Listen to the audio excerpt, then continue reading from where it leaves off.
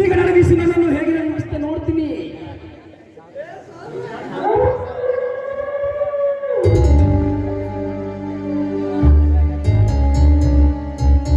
ನನ್ನೊಂದಿಗೆ ವೈರತ್ವ ಸಾಧಿಸಲು ಹೊರಟವನೇನಲ್ಲೇ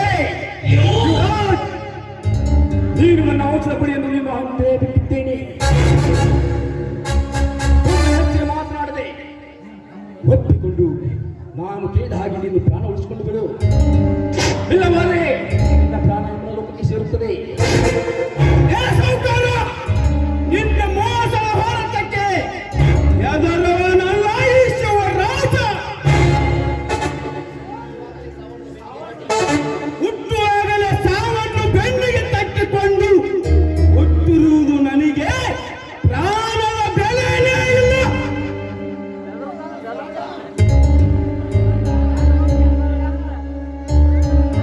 ಅಂದಾಗ ನಿನ್ನೊಂದಿಗೆ ಹೋರಾಡಿ ನನ್ನ ಆಸ್ತಿ ದಕ್ಕಿಸಿಕೊಳ್ಳುವುದು ನನ್ನ ಹಠವಾದ ಛಲ.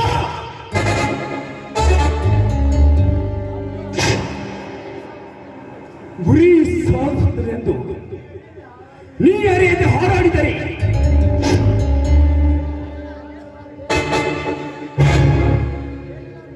ನಿನ್ನ ಋಣವನ್ನು ಚೆನ್ನಾಗಿ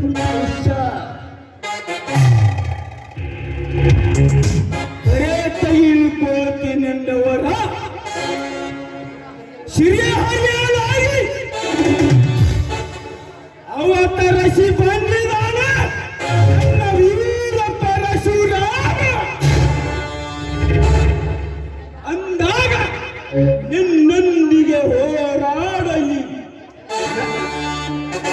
ನನ್ನ ಆಸ್ತಿ ದಕ್ಕಿಸಿಕೊಳ್ಳುವುದು ಏನು ದೊಡ್ಡ ಮಾತಲ್ಲ. ಛಲ ಸಾಧಿಸುತ್ತೆಂದು ಬಂದವರ ಮಣ್ಣ ಇರುವ ಯಜಮಾನನ ಬಳಿ ಇದು. ಲೇ ಸುಮ್ಮನೆ ಒಪ್ಪಿಕೊಂಡು ಸೈ ಹಾಕಿ ಎಲ್ಲ ಆಸ್ತಿ ಮನೆಗೆ ಬಿಟ್ಟು ಕೊಟ್ಬಿಡು. ಅದರಲ್ಲಿ ಇರಲಿ ನನ್ನ ಮಗ ಅಂತ ತಿಳಿದುಕೊಂಡು ಅದರಲ್ಲಿ 6 ಎಕರೆ ಜಮೀನನ್ನು ಬಿಟ್ಟು ಕೊಟ್ಬಿಡ್ತೀನಿ. ಒಟ್ಟು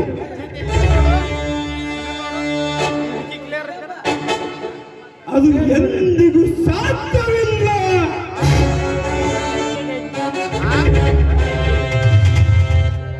ಸಾಧ್ಯವಾಗಲು ಸಾಧಿಸಲು ಹೊರಟವ ಏನಲ್ಲ ಕಣ್ಣಿಗೆ ಮುನ್ಸೂಚನೆ ಮಾತನಾಡ್ತಿರ್ವೇನಲ್ಲೇ ಹೇಗಾದ್ರೂ ಮಾಡಿ ಒಟ್ಟು ಸೈ ತಿಳಿಸಿಕೊ. ನೋಡ್ರಿ, ಇವನನ್ನು ಹತ್ತು ಅತಿಕ್ರಮದಿಂದ ಬಾಂಡಿಗೆ ಸೈ ಹಾಕಿಸಿಕೊಳ್ಳುವುದಕ್ಕೆ ಇವನ ಗಾಢವಾದ ದೇಹಕ್ಕೆ ಒಮ್ಮೆ ಗುಂಡಿಕ್ಕಿ ಇವನ ಸರ್ವಾಸ್ತಿಗೆಲ್ಲ ನೀವೇ ತನಿಯಾಗದಿದ್ದರೆ ಹೇಗೆ? ಓದಿ ನಿಮ್ಮ 3ರ ಅಂಕೆಯನ್ನು ಹೇಳಿ ನೋಡ್ರಿ.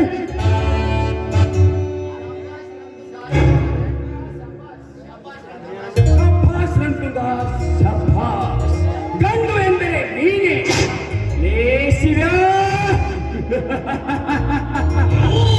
ನನ್ನ 3 ಅಂಕಿ ನಿನಗೆ ಏನೇ ಗೊತ್ತು? ಒಂದು ಅಂದರೆ ತೆರೆವಾಗಿ ಶಿಕ್ಷಣನಾಗಬೇಕು. ಹೇಳಿ ನೋಡ್ರಿ 1ರ ಅಂಕಿಯನ್ನು. ನಾನು ಕೇಳಿದ ಹಾಗೆ ಒಪ್ಪಿಕೊಂಡು ಮರ್ಯಾದೆ ಕೊಡಬೇಕು. 2ಕ್ಕೆ ಹೋಗಿದ್ರೆ ಮರಣದ ಭೀತಿಯನ್ನೇ ಎಳೆದು ಬಿಡುವೆ. ಮೊದಲನೇದಾಗಿ ಸೈನ್ ಹಾಕೋ ಶಿವ್ಯ.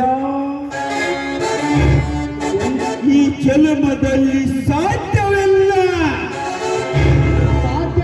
ಮಗಳೇ. ಹಾಗಾದರೆ 3ನೇದಕ್ಕೆ ಮುಕ್ತಾಯವಾದ ಮಗಳೇ.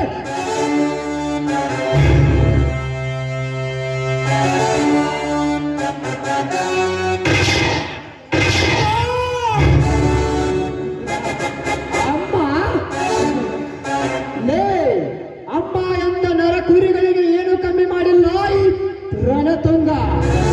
ಹುಟ್ಟಿನಿಂದ ಹುಲಿ ರಕ್ತವನ್ನೇ ಸೇವಿಸುತ್ತಾ ಬಂದಿರುವ ಈ ಚಂದ್ರನಿಗೆ ಅಮ್ಮ ಎಂದಳಿವ.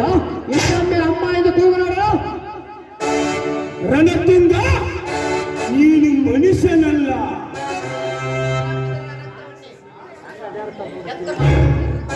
ಮಾತವನ್ನು ರಕ್ತವನ್ನು ಕುಡಿದ ರಾಕ್ಷಸ. ಹೇಗೆ ತಿನ್ನುವ ನಾಯಿ ನೀನು.